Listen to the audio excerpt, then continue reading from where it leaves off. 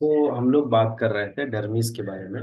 उसमें blood vessels थोड़ा और डिटेल पढ़ेंगे और सबक्यूटेनियस टिश्यूज के बाद जो हमारे ब्लड वेजल्स है, आर्टरीज के बाद जो आएगा वो आर्टीरियोल्स, यानी जो ब्लड सप्लाई कर रहे हैं उसको आर्टरीज कहेंगे, इतना ही याद रखिए। ठीक है। और ये हमारे मजल्स तक और डर्मिस तक ब्लड सप्लाई करते हैं। ठीक है। इसका काम क्या है? ब्लड में हीट को बचाए रखना और एनर्जी को फॉर्म करना। ठीक है।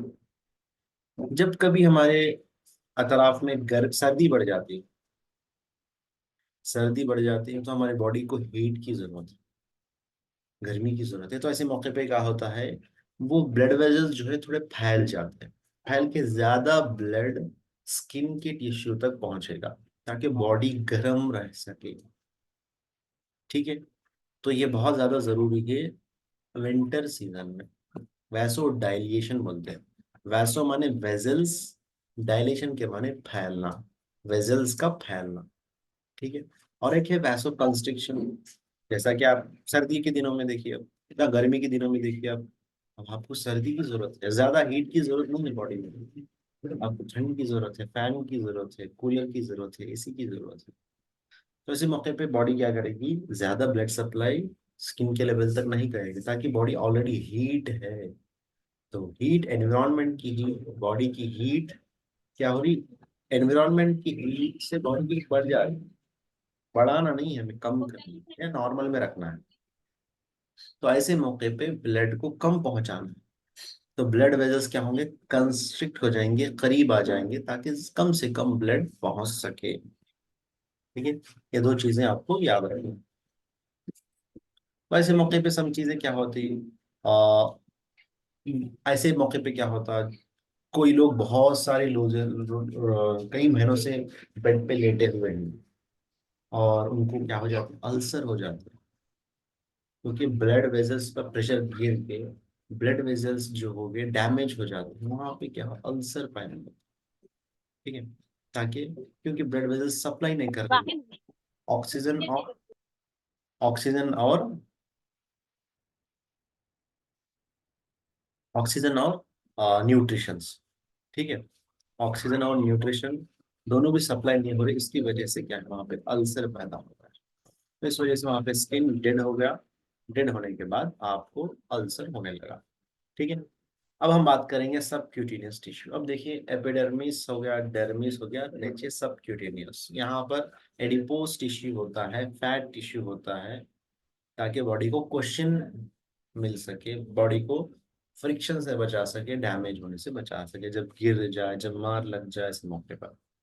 इसको हम और एक नाम से भी बताते हैं, सुपरफिशियल फेशिया।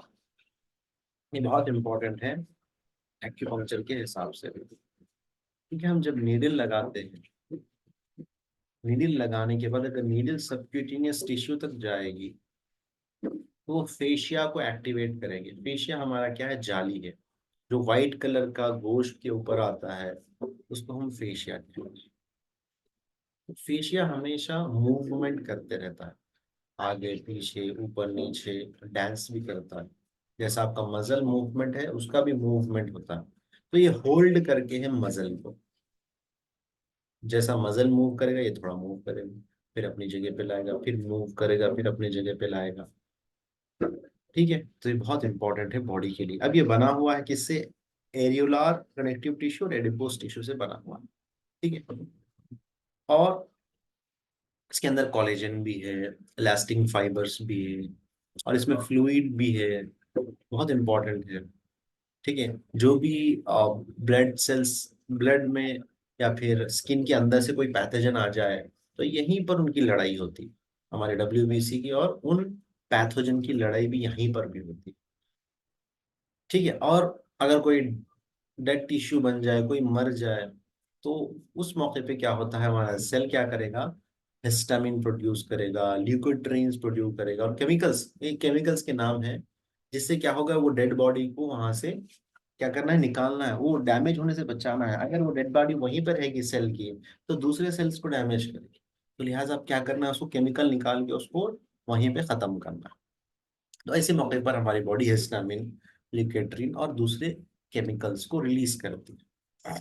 ठीक है, और यहाँ पे मैंने बताया था कि एडिपोस टिश्यू होता है जो फैट को डिपॉजिट करता है, जो हमारी बॉडी के लिए बहुत ज्यादा जरूरी है। ठीक है, और इसके अंदर काइटोकिन्स भी होते हैं जो बॉडी को इन्फ्लेमेशन होने से बचाना है, तो ये भी एडिपोस टिश्यू के पास होते हैं।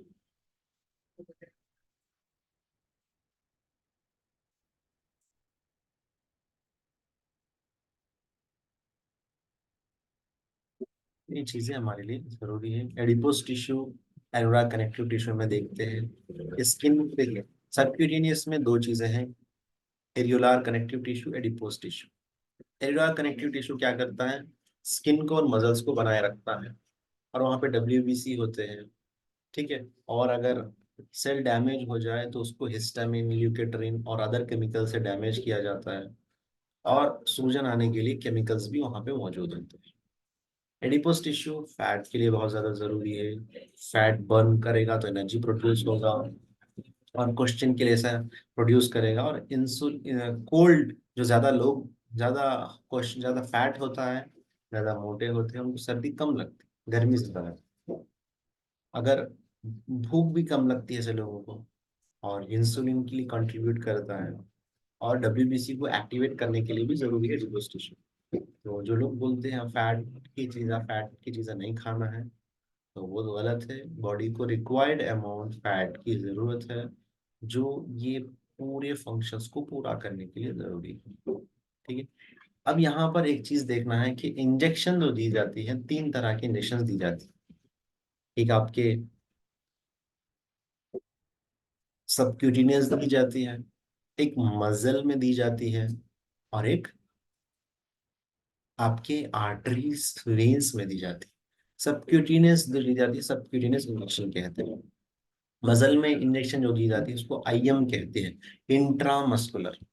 जो रगों में या आर्टरीज या ब्लड वेजल्स में दी जाती है उसको हम आईवी कहते हैं, इंट्रावेनस।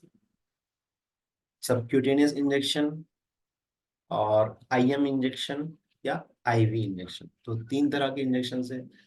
एग्जाम्पल के तौर पर इंसुलिन जो देते हैं वो आपको सबक्यूटेनियस देते हैं, और आईएम इंट्रामस्कुलर जो इंजेक्शन देते हैं, जैसा कि दर्द के लिए, ताकत के लिए, या वैक्सीन जैसा देते हैं, वैक्सीनेशन, वो सब क्या है, जैसा टेटानस टीटी का इंजेक्शन जो देते हैं, खासकर मजल्स में देते हैं। आईवी इंजेक्शन जैसे एंटीबायोटिक है, ठीक है, या फिर बुखार के लिए इंजेक्शन हो। ठीक है, और बहुत सारे इंजेक्शन एंटीबायोटिक खासकर इंट्रावेनस देते हैं।